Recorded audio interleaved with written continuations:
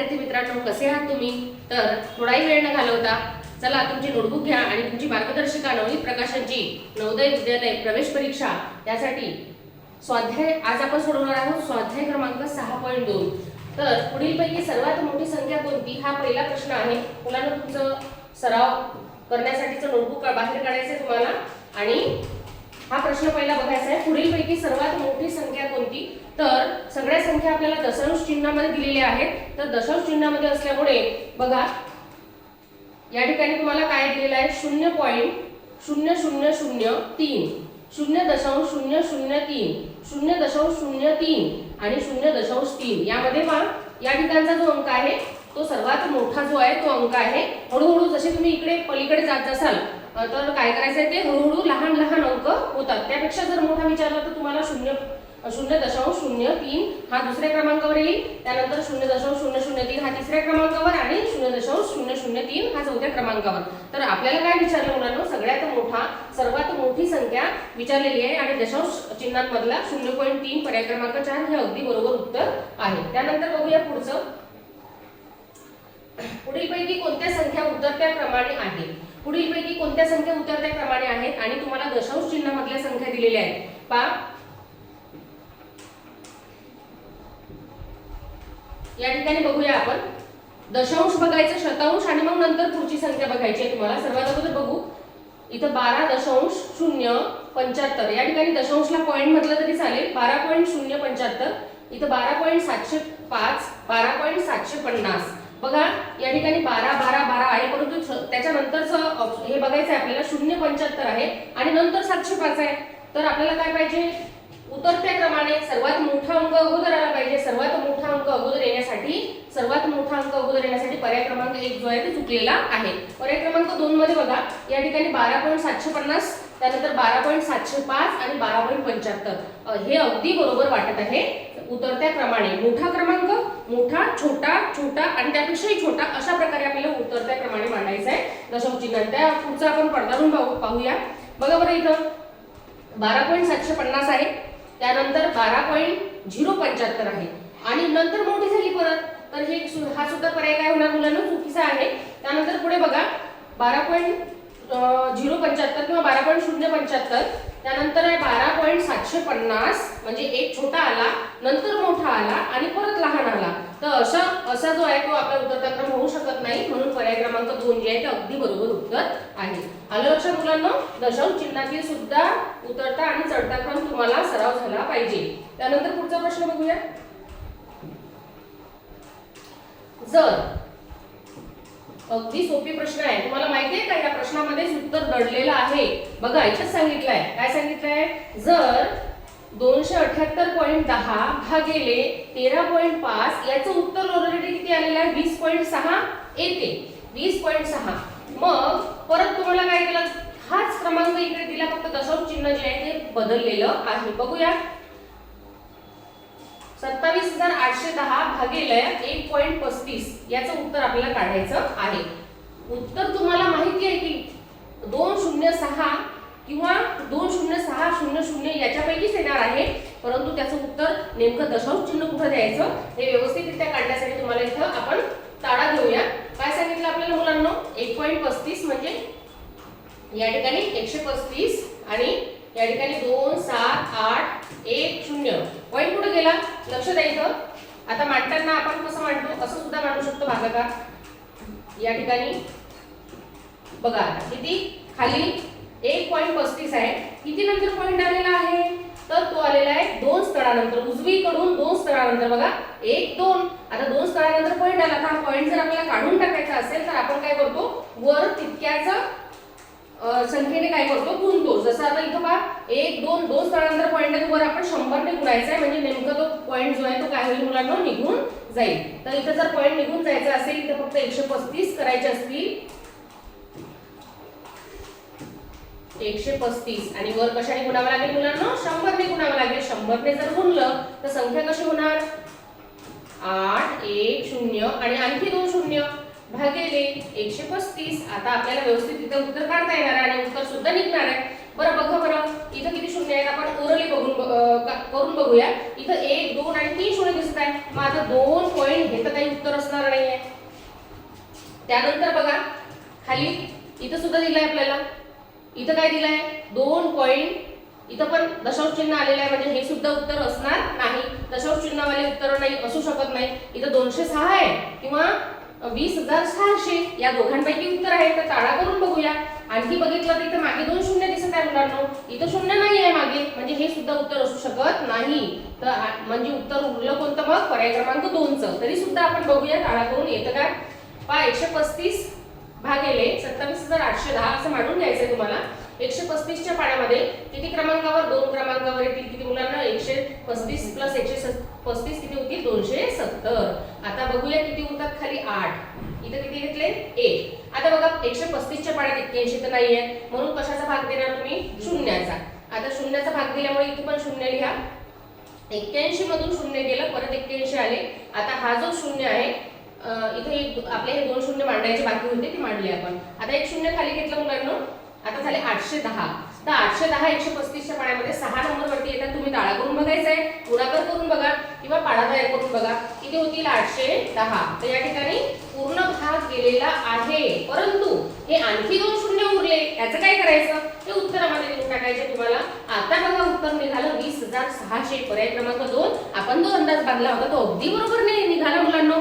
चला पुढे बघूया पुढच्या प्रश्नाकडे. 5 पैसे लिहितात. किती सोपी प्रश्न मुलांनो, अगदी सोपी. 5 पैसे लिहिताना कशी लिहिसाल बरं बघूया. 1 रुपया म्हणजे 100 पैसे, हे तर तुम्हाला माहितीच असेल. 1 रुपया म्हणजे 100 पैसे. मग 5 पैसे कसे लिहितील बरं. 1 रुपया मीन्स 100 पैसे मुलांनो. किती 100. मग बघा इथं बघूया रुपये 0.55. अरे 0.55 तर आपल्याला सांगितलंच नाही, आपल्याला 5 पैसे सांगितले. दुसरं बघा 0.05. हा हे उत्तर असू शकते बरोबर, हेच उत्तर आहे. परंतु पुढे बघू 0.50 म्हणजे हे तर 50 पैसे झाले, आपल्याला 5 पैसे सांगितले मुलांनो. मग हे उत्तर काय झालं नाहीये. त्यानंतर पुढे हे तर 0.005 हे तर असूच शकत नाही म्हणून पर्याय क्रमांक किती आहे मुलांनो 2. अगदी सोपी प्रश्न होता तरी सुद्धा एक रिव्हिजन साठी सांगते. समजा तुम्हाला 6 पैसे लिहायचे सांगितले, तुम्ही कसं लिहिणार बरं 0.06. तुम्हाला 8 पैसे लिहायला सांगितले 0.08. आलं लक्षात. तसंच आपल्याला 5 पैसे लिहिताना 0.05 असं लिहित असतो. मग 0.10 कसं लिहिणार बरं तुम्ही 0.10 पैसे, याला म्हणतात 10 पैसे. आता तुम्हाला हा 0 नाही दिला तरी सुद्धा हे 10 पैसे होतील. आता या ठिकाणी तुम्हाला जर 0.5 दिला, आता किती झाले मुलांनो हे 50 पैसे झाले. या ठिकाणी 0 द्या अगर नका द्या, ते 50 पैसे आहेत लक्षात ठेवा. तर अशा प्रकारे तुम्हाला दशांश चिन्हामध्ये आपल्याला रुपये विचारलेले होते, पैसे विचारलेले होते. खाली बघा अगदी सोपे प्रश्न वाचा. तुमच्या गाईड मध्ये सुद्धा दिलेला आहे, तुमच्या मार्गदर्शिकेमध्ये सुद्धा दिलेला आहे सोपे प्रश्न. तर 0.8 आणि 0.4 यांचा गुणाकार किती मुलांना गुणाकार विचारला. परंतु त्याच्यामध्ये दशांश चिन्ह आहे बरं. दशांश चिन्हाचं लक्षात ठेवायचं तुम्हाला. बरं बघा बरं 8चा पाढा 4 पर्यंत म्हटला, 8 × 32. पण 32 तर सगळ्याकडे दिसत आहे. मग दशांश चिन्ह कुठं द्यायचं गुणाकारामध्ये नेमकं तर बघूया. 8 किती आहे मुलांना 0.8 गुणिले 0.04. बघा 8 × 32 होतील.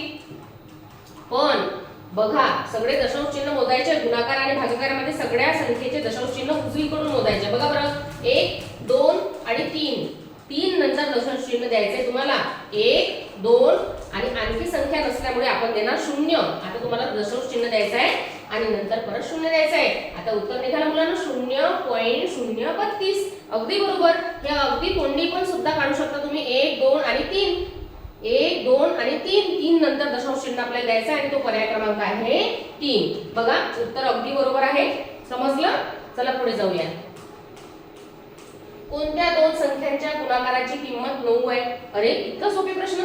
खाली तुम्हाला ऑप्शन मध्ये अगदी सोपे पर्याय दिले आणि एका सेकंदात तुम्ही ओळखू शकता की कोणता 2 पर्याय आहे की ज्याचा गुणाकार काय येणार आहे मुलांनो 9 येणार आहे.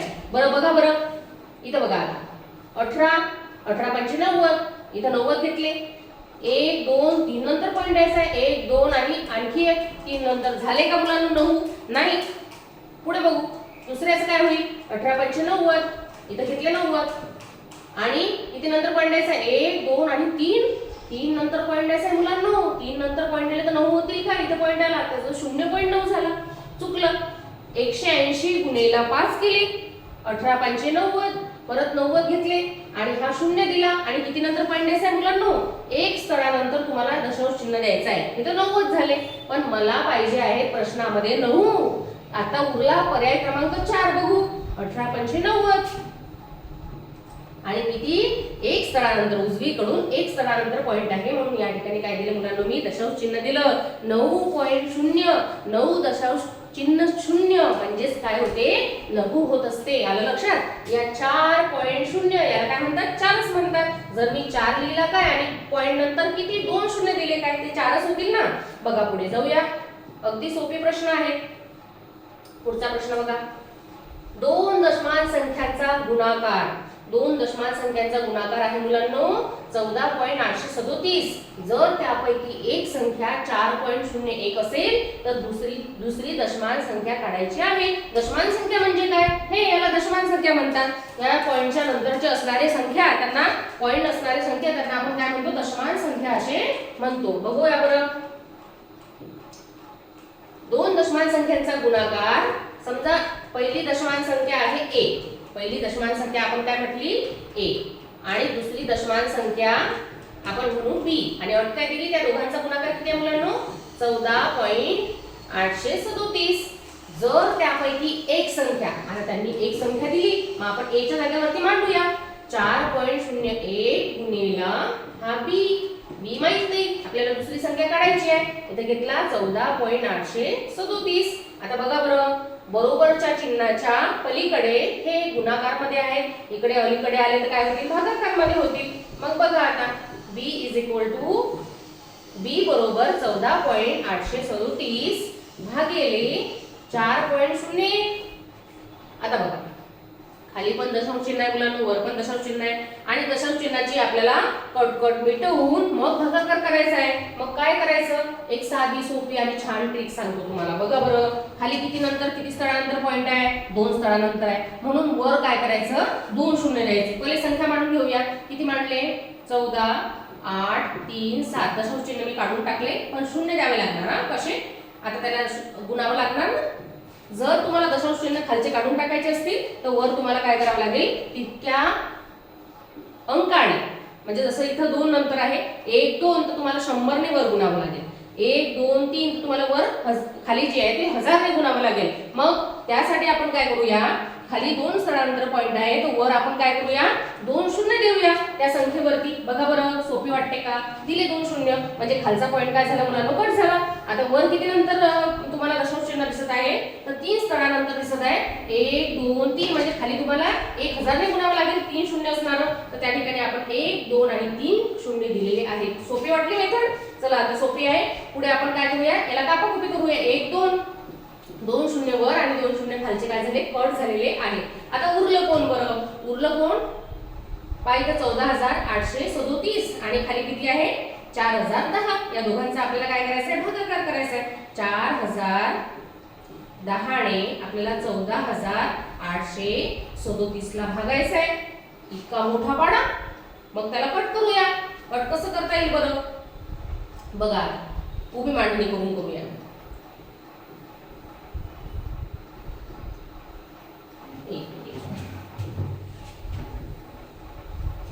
थोडं हे पुसून घेते.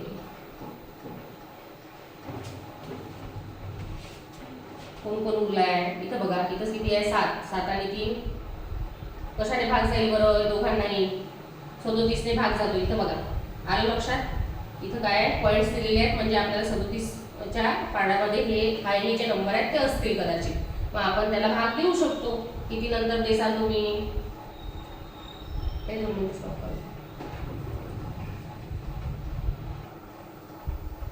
डन. बघा इथं लिहिलं आपण 4010 भागिले 14.837.